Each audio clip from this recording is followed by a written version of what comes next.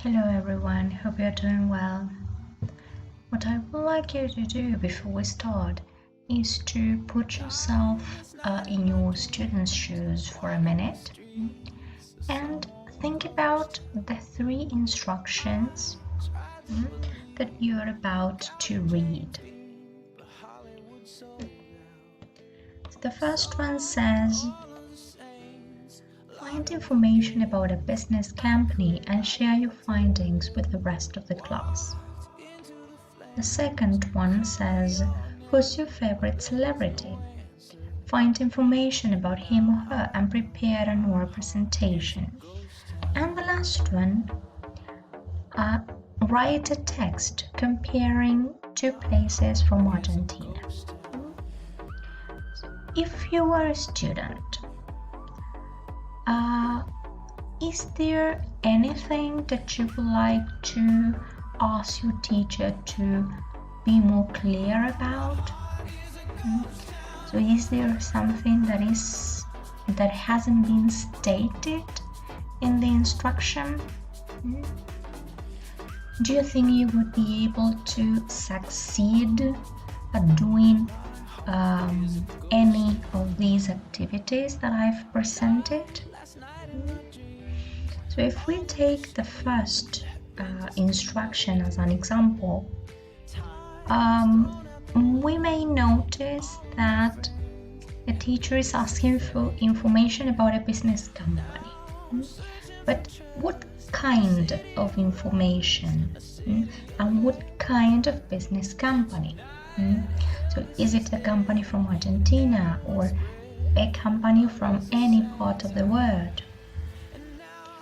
And should we look for information related to the beginnings of the company or what the company is doing right now? So these may be kind of misleading if you were to do this activity. And something else is that you have to share your findings. The question may be how. So do you have to write a text and read it in front of the class, or do you have to prepare a poster, or probably give a kind of informal or a presentation? So these may be confusing also. And in the second one, where you have to choose your favorite celebrity, the problem may be also in the kind of information that you have to look for. Is it personal information? Is it daily routines, or information related to his or her early life? And if you are a first-year student and your favorite celebrity is Michael Jackson or Paul Walker, that would be a problem, because as they are dead, you would need to speak about them in the past. And if you haven't studied it and this is not stated in the instruction, it can also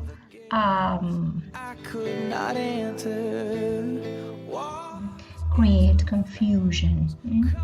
Right, and I'm going to concentrate on the third instruction because I have thought about some questions that students may have when they read this instruction. But of course, the questions may be applied to any instruction. All right, so let's see the questions I have thought about. So the first one says, should the activity be done individually, in pairs, or in groups? And this is important. The student should know whether he or she has to work on his own, if he has to work with a partner or with a group of people.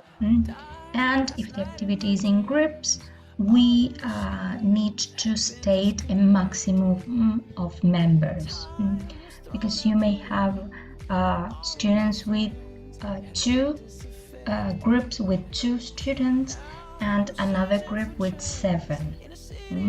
So you need to try to be as fair as possible in the classroom, and one way of doing it is by stating a minimum and a maximum of members within a group or a team.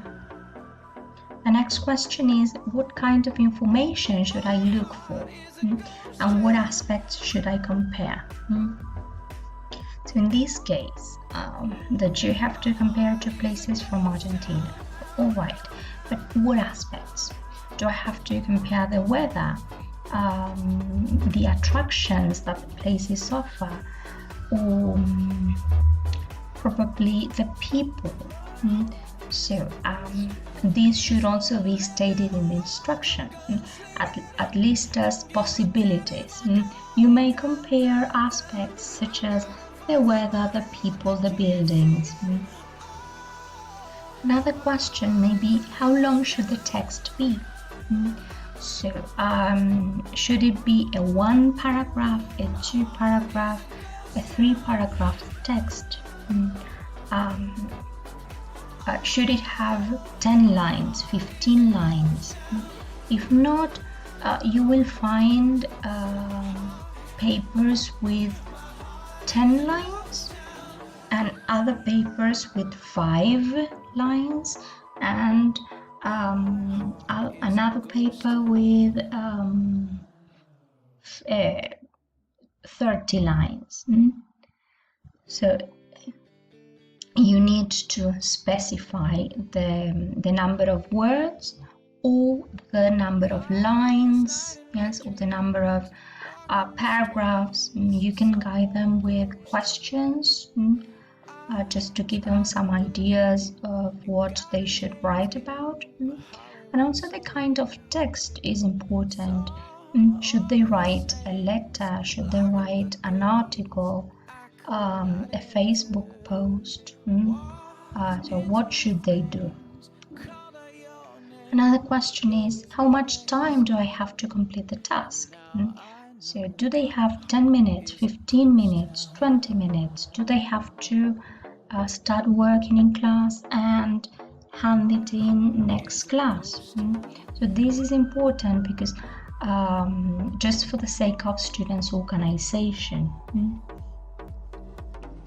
Another question is, what grammatical structures should I use? So imagine that students have been studying the comparative form of adjectives. So we need to state in the instruction that they have to use, a minimum of 7 sentences using the comparative form of adjectives. And this is also important because if not, you're going to have groups which have included 1 sentence using the comparative and other groups that have included 7 sentences. And again, you have to be as fair as possible. And this will also facilitate your work when you have to assess the paper. My heart is a ghost town. What vocabulary and language should I use? Remember that this should also be specified in the instruction. There's no need for you to write a list of possible words, but you can include as one of your constraints that they should use the adjectives they have studied in class. And finally, another question is, how will I be assessed? What is the teacher going to consider? And this is last but not least, because this is the most important one. remember that students should know what you are expecting from them, and giving them the chance to know about this in advance, so before you give them the instruction, will enable them to organize themselves.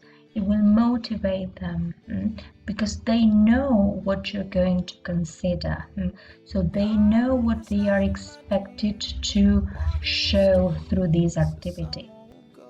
Now I invite you to read the material on assessment, so that we can give a closure to everything that we have been working with.